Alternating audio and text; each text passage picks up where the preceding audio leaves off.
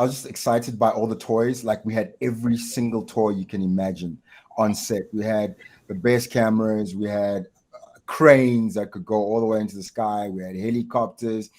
We had all these amazing vintage cars and costumes. So walking onto set was like you didn't have to act, you just had to react to your environment. And that was really what was amazing about it. And all the wonderful people that we shot with.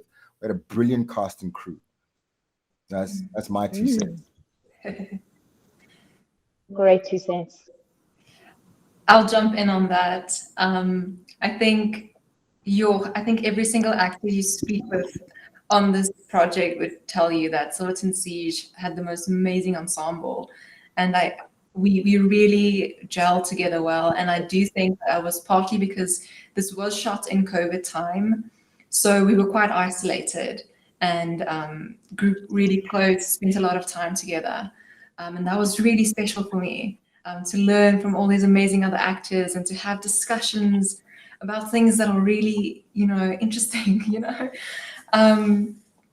So for me, that was something that will always stick with me, as well as learning the actual historical history that Silverton Seige is based on, and getting more context and understanding what my country went through, because this was an event that I didn't know about until I got to be a part of the project. For me, it was the group and the people were amazing, and then also the historical value that I think it has. I couldn't agree more. I think Tumisho and Elani articulated brilliantly. It was such an incredible production to be on. This was my first feature film, so I was learning so much every single day, not just from my co-stars, but also from we had an amazing director who created this incredible world for us to all just live in and, like Tumisho said, react in. So it was so enlightening and a space where we were all welcome to bring ideas, to collaborate, and to bring our own lived experiences to this production, which I think doesn't often happen. But I think it's the reason why we are where we are today with this film, because everyone's voice was heard. So it was incredible to be a part of that.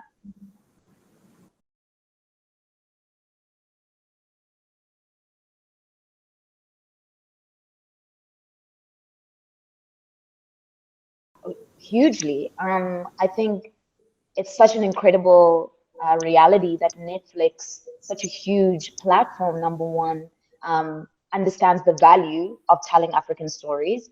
African stories are all like our way of telling stories is through orality, to speak, to sing. And I think that it's beautifully represented in a movie like this. I think that it shows that African stories can also be told on such a high scale, in such a beautiful cinematic kind of way, and we don't have to feel like we're losing anything of our own heritage or our own way of telling stories by telling them in this sort of way, in this kind of cinematic way. So I think that it's definitely just, for me, made me realize that our stories are worthy of being told, and that we can tell our stories in a way that can bring the full scale of the world to hear, to listen, to see how eclectic not just South Africa but Africa is, in the way in which we tell our stories.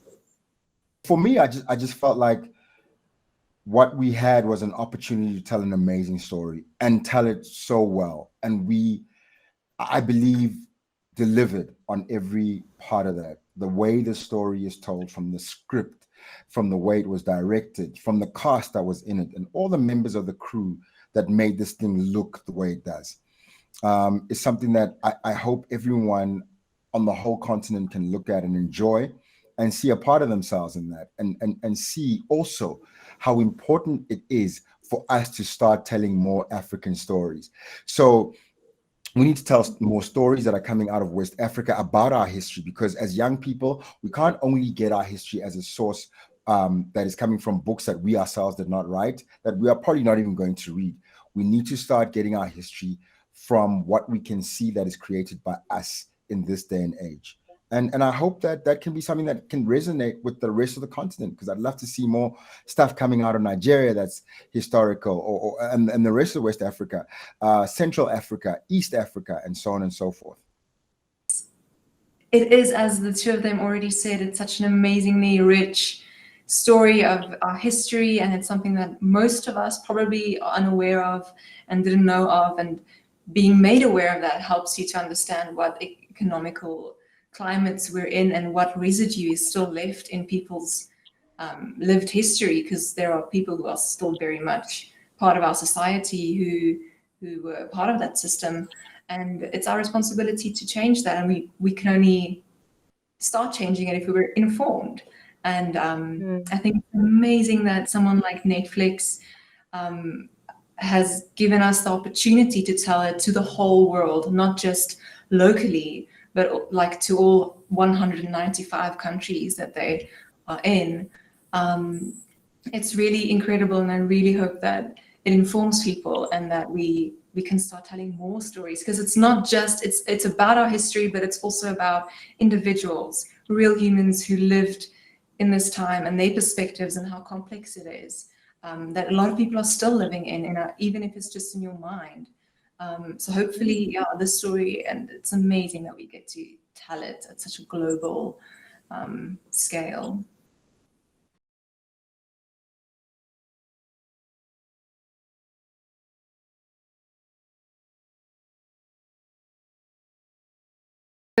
Preparing for Christine in Silverton Seige was really fun, and I think our wonderful director Amanda Dubé did a great job of encouraging us and working with us. We all got to really take ownership of our characters, and I related very closely with Christine because I also have a very similar relationship to someone who's not the same color or culture as I am, and I was raised by someone who looked differently, but was always treated as an equal and never treated differently because of the way she looks. She's my second mom, so I could immediately understand where Christine is coming from and why she's so headstrong about this, and why she doesn't need convincing about whether this is right or wrong or what's happening. And that helped me a lot. And I hope that the audience who gets to experience Christine sees that you don't necessarily have to shoot the guns and like fight in that way. You can stand up for what's right and your values in a more like silent way, because I don't think she was the most aggressive, fighter, but in her way, she found a way to fight and stand up for what's right. And I hope people will be able to relate to that, and we will change stuff for the future. I hope that answers your question. The creative process for getting into character or playing Rachel was a unique one for me. It was definitely a challenging process for sure, but also a very welcome challenge. Yeah, I think that in many ways my lived experience is similar, but also very different to Rachel's.